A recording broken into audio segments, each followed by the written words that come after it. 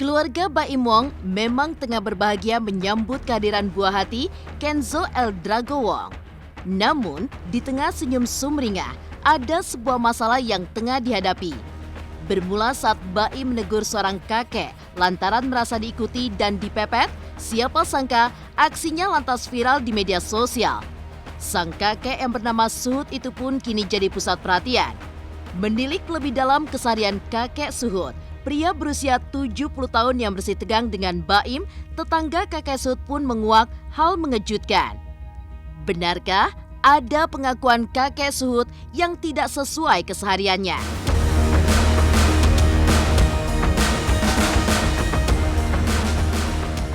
Aksinya jadi heboh.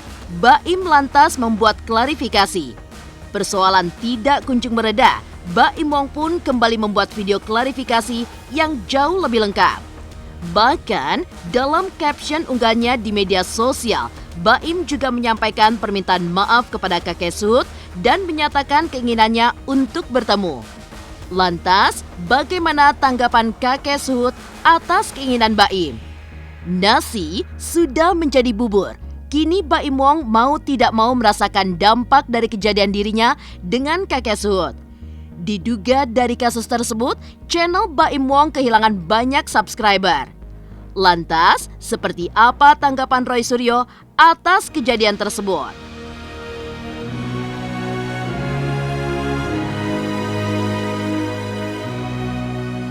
Meskipun terjadi silang versi dari kejadian tersebut, namun beberapa pihak yang merasa iba lantas membuka donasi bantuan untuk keluarga kakek Suhut. Benarkah kini uang yang terkumpul untuk diberikan kepada kakek Suhut sudah lebih dari 50 juta rupiah?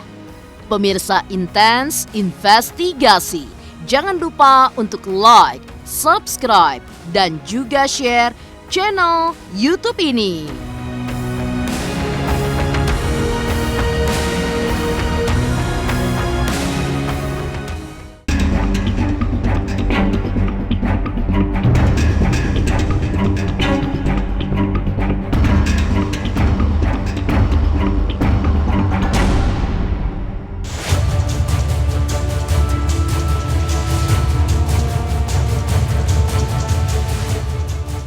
Jumat, 8 Oktober 2021, sebuah peristiwa yang berujung viral terjadi di Cikini, Jakarta Pusat.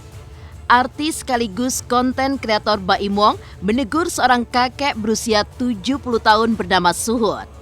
Merasa diikuti dipepet, Baim pun diduga memarahi sang kakek. Aksinya pun tersebut direkam dan diunggah dalam akun YouTube-nya. Sontak, video itu pun viral pasca diunggah. Baim pun langsung dihujani cibiran dan hujatan netizen. Simpati pun mengalir ke sosok kakek Suhut. Menilik lebih jauh tentang sosok kakek Suhut, tetangga pun menguak hal mengejutkan. Benarkah ada pengakuan kakek Suhut yang tidak sesuai dengan kesehariannya?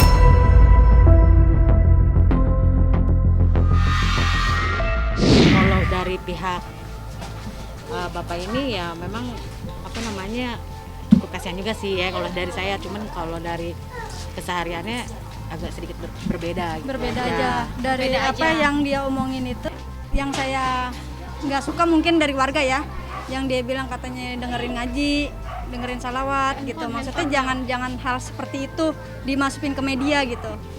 Kan tujuan kita kan kemana? Tujuan kita permasalahannya apa? Nggak usah tujuannya ke situ gitu. Jadi kita tahu sehari-harinya gitu loh, sehari-harinya dia. Dan nggak sesuai sama yang dia omongin, sama kenyataannya tidak sesuai. Tapi kalau kita sesuai, kita nggak mungkin. Maksudnya nggak mungkin bisa komentar seperti ini, berani seperti ini, nggak mungkin gitu loh. Kita nyata-nyata aja deh kalau ngomong gitu. Jadi bukan kita berpihak ke Baim, kita berpihak ke Pak Suhut, tidak. Cuman caranya berbeda, caranya juga salah. Itu aja sih. Ya kemarin itu kan dia bilang katanya dagang. Udah gitu katanya dia juga kakinya sakit, udah gitu juga katanya dia ngebiayain saudaranya yang di mana sih? Ada deh, pokoknya ada di situ, kakaknya dia. Dan juga anak-anaknya katanya kan. Dari mungkin kalau untuk bantuan ya, Makanya saya bilang jangan salah milih bantu orang, dilihat dulu. Kenapa harus bapaknya yang kerja? Kenapa nggak anak-anaknya? Yang bikin saya keberatan sih itu. Mas kan juga nanya dagang. Ya kita juga bingung ngejelasin nih kalau dagang. Karena nggak pernah kelihatan. Ini itu urusan pribadi dia, mungkin dia nggak mau terlihat. Kita nggak tahu, Di sini nggak ada yang tahu. Mungkin dia nggak mau terlihat Nggak ada yang tahu. Sini. Memang dia jual buku, kalau kita orang nggak tahu. Warga di sini nggak ada yang tahu, makanya orang-orang pada nanya, emang benar jualan buku? Nggak tahu. Kita ini orang tidak pernah tahu ya. Nggak pernah. Karena dia jalan aja gitu. Dia tidak pernah namanya ibaratnya nenteng buku gitu. Apa sih berjalan? Itu enggak. Kita nggak pernah lihat. Enggak, saya nggak kerja. Saya udah pensiun dari tahun 2012, sudah pensiun. Pensiun total umur saya kan udah memasuki 70 tahun. Saya tuh emang dari Senin sampai Kamis itu saya menjajakan buku. Dari saya beli, saya jajakan buku tuh ada yang per paket. Karena di dalam masa pandemi ini kan agak sulit, orang mendingan beli makanan daripada beli buku. Nah itu saya tiap hari itu aja muter bawa buku. Jadi kadang-kadang saya bawa 5-6 buku-buku ya macam hadis, perjalanan Rasulullah, daftar nabi-nabi.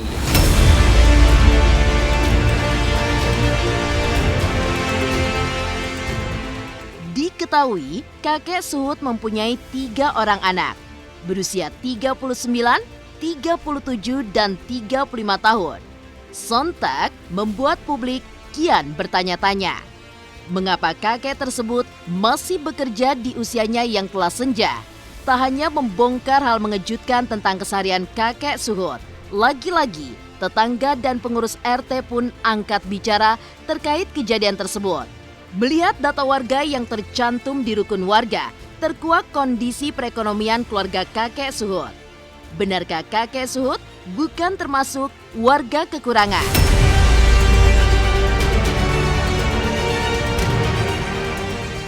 Mungkin kalau untuk bantuan ya, makanya saya bilang jangan salah milih bantu orang, dilihat dulu. Kenapa harus bapaknya yang kerja? Kenapa nggak anak-anaknya? Dagang. Udah gitu katanya dia juga kakinya sakit, udah gitu juga katanya dia ngebiayain saudaranya. Dia sendiri loh yang bilang dia tuh punya apa dia namanya dah? Kalau tiap bulan apa namanya? Ansia, apa? Bukan asuransi pensiun. Dia punya pensiunan. Kita tanggapan dari pihak pengurus RT ya, mungkin kalau warga kita ada yang kekurangan atau kasarnya kelaparan, kita juga di sini punya program yang membantu orang yang istilahnya nggak Kurang mampu. Di sini banyak kok. Banyak kita kok, ini semua. dia. Setiap Ini bulan yang kita pedagang-pedagang. ngasih dari PRT kan orangnya juga cukup Ngasih lumayan beras. hidupnya gitu, ngasih beras, sembako lah gitu. Dia juga cukup prihatin, jadi saya juga cepat kaget sih gitu. Bagi saya nggak apa sih, nggak kekurangan lah gitu loh. Apa yang dia omongin dia itu nggak kekurangan. Setahu saya kan dia masih bisa jajan ya kayak ya maksudnya. Iya. Maksudnya masih bisa ya jajan lah, traktir gitu. Saya nggak ini juga nggak ngilangin ya. Suka dikasih jajan gitu kan anak-anak. Maksud saya dari segi apa gitu kekurangan. Mas nggak ngelihat yang di belakang itu yang lebih membutuhkan itu banyak. Mungkin kalau mau disorot sekarang saya berani. Saya bawa emas-emas ke belakang. Mas lihat kondisinya di belakang tuh seperti apa. Selama Covid kemarin anak saya yang nomor 2 tuh kena dampaknya, dirumahkan. Akhirnya pertama dari bulan November tahun 2020 ya November. Nah itu 2 minggu masuk, seminggu libur, 2 minggu, terus akhirnya seminggu masuk, 2 minggu libur. Akhirnya sekarang kena dampaknya ya. Yang nomor 3 kerja masih di Priok, umurnya baru 35. Sebelumnya sih saya ucapin terima kasih ya. Terima kasih juga, jadi masih ada gitu orang-orang yang istilah kata yang simpati gitu kan sama bapak saya gitu. Jadi istilah kata sosmed itu juga bisa dipakai untuk nolong orang juga kan. Ya itu aja sih, maksudnya alhamdulillah gitu, alhamdulillah masih ada orang yang baik gitu menolongin ya bapak saya. Ya paling kebutuhan bapak saya juga mungkin lari ke buku-buku juga. Karena buku itu kan muter mbak, jadi salah kita beli sekian, ada orang pesen sekian, jadi muternya di situ-situ aja. Ya paling buat modal bapak juga sih, modal jualan.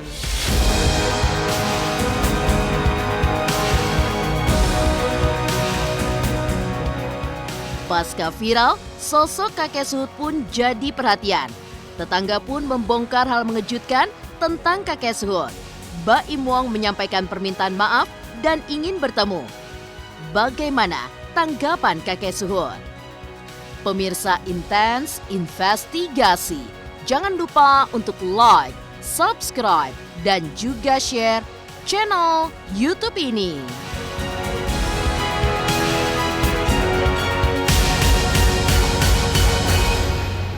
Jangan lupa saksikan Intens 3 kali 1 hari, setiap Senin sampai Sabtu hanya di YouTube channel.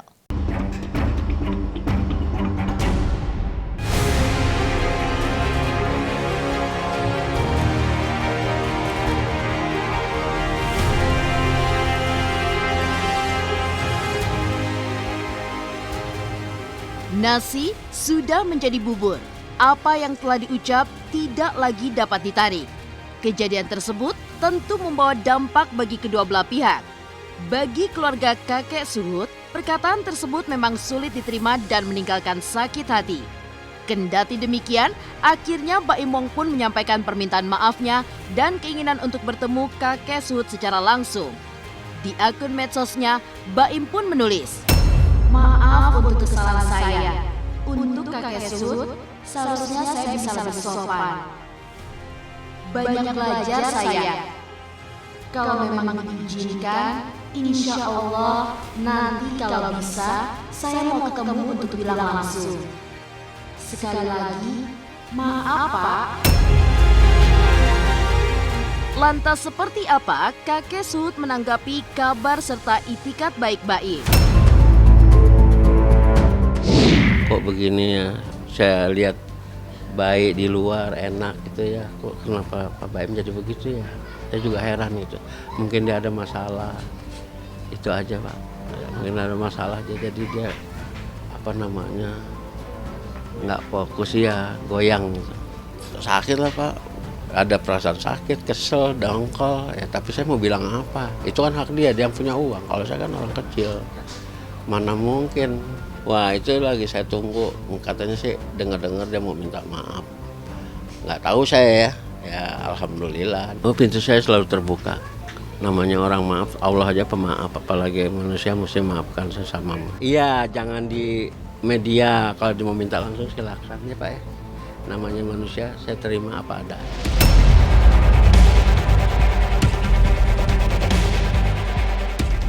Jika kakek Suhut merasa sakit hati akibat aksi Baim yang sempat viral di media sosial, lain cerita dengan yang dialami suami Paula Verhoeven itu. Melihat pergerakan data di channel miliknya, beberapa hari kebelakang, Baim kehilangan lebih dari 100.000 subscribers. Benarkah penurunan jumlah subscriber Baim karena aksinya yang viral dengan kakek Suhut? Seperti apa tanggapan Roy Suryo?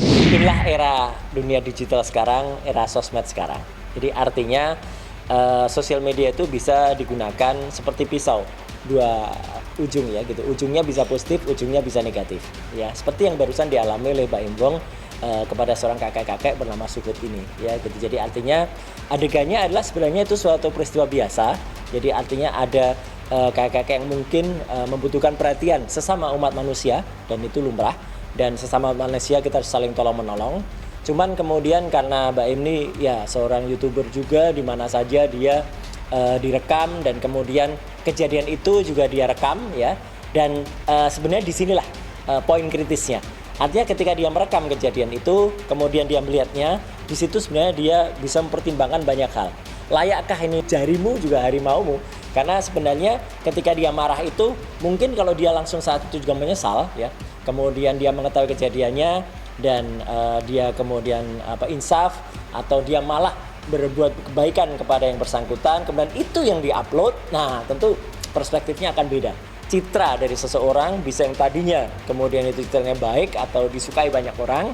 Nah, gara-gara postingan dia yang mungkin awalnya itu menambah follower, menambah subscriber, kemudian dijadikan konten, akibatnya malah banyak unfollow. Sekarang kita bisa lihat ya banyak gerakan untuk mengunfollow yang bersangkutan, untuk mengunfollow Baim Wong atau kemudian mengunsubscribe yang bersangkutan, dan kemudian dia kehilangan banyak penyuka atau banyak subscribernya ya, followernya, yang itu akan merugikan yang bersangkutan.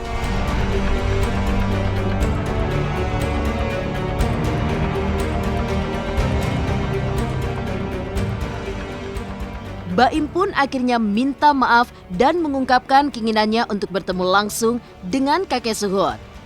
Mendengar cerita iba dari kakek Suhut, benarkah telah terkumpul donasi lebih dari 50 juta rupiah? Pemirsa Intens Investigasi, jangan lupa untuk like, subscribe, dan juga share channel YouTube ini.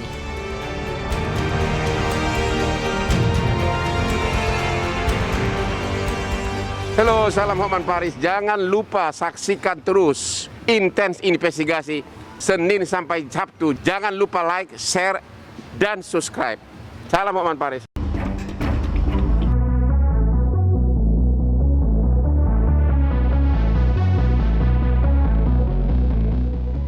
Melihat polemik yang dihadapi Baim Wong dengan kakek Suhut, sontak banyak masyarakat yang tergerak hatinya.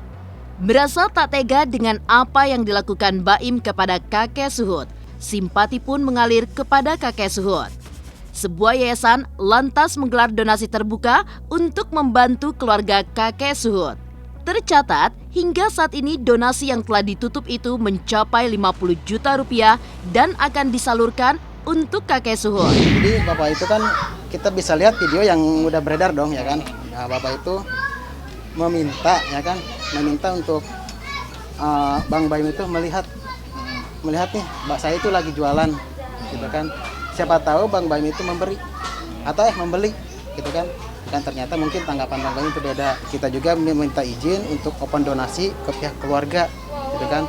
Bersedia atau enggaknya untuk di-open donasi, dan alhamdulillah dari pihak keluarga bersedia dan Bapak juga bersedia.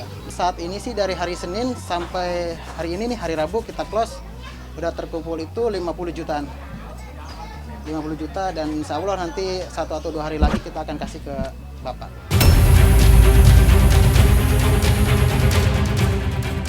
Bukan hanya dari sebuah yayasan saja, salah satu publik figur turut buka donasi untuk kakek Suhut. Tampak Taki Malik ikut bergerak menggalang dana bantuan untuk diberikan kepada kakek Suhut. Tercatat, hingga saat ini telah lebih dari 36 juta rupiah terkumpul yang nantinya akan disalurkan kepada kakek Suhut. Melihat jumlah nominal tersebut, bagaimana rencana kakek Suhut menggunakan uangnya? Enggak, saya selama ini enggak memikirkan itu ya. Tapi donasi itu kalau emang dia mau kumpulin silahkan, saya bilang gitu. Nanti dia laporan kemari gitu. Nggak pernah saya, oh tolong gini-gini, enggak. Oh kepada saya diberikannya, maksudnya tapi dikumpulin dulu sama penebar kebaikan, dikumpulin, nanti dia kemari dia ngasih tahu, Pak nih penebar kebaikan ini ada sini-sini, data ininya ini. Ya satu untuk modal, tapi anak saya maunya supaya dagang di rumah aja gitu. Jangan keluar lagi, apalagi umur saya udah 70, jangan keluar ke sana kemari. Malah motor itu juga mungkin mau dibawa.